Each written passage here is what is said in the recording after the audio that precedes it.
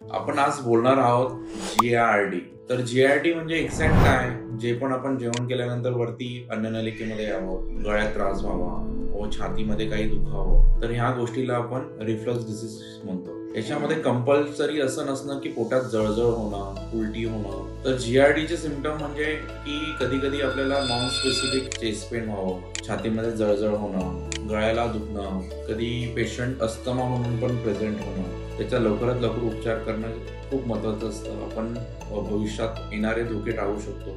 तर आपण काय काय गोष्टी लक्षात घेऊन त्या गोष्टी कमी करू शकतो GIRD सारख्या, त्या म्हणजे small quantity of meals. Okay, थोड्या प्रमाणात जेवण खूप वेळा आपण करू शकतो. ओके, कोणत्याही जेवणानंतर लगेच झोपायचं नाही 1 तासापर्यंत.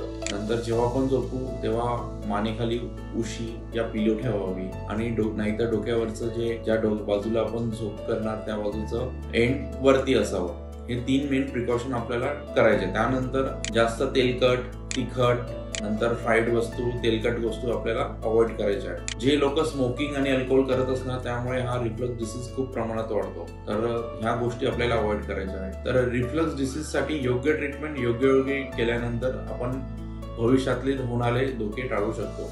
ओके, त्यासाठी तुम्ही लवकर तुमच्या जवळच्या गॅस्ट्रोएंटरोलॉजिस्ट और खारघरमध्ये मेडिकल हॉस्पिटल इथं व्हिजिट करू शकता. थँक्यू.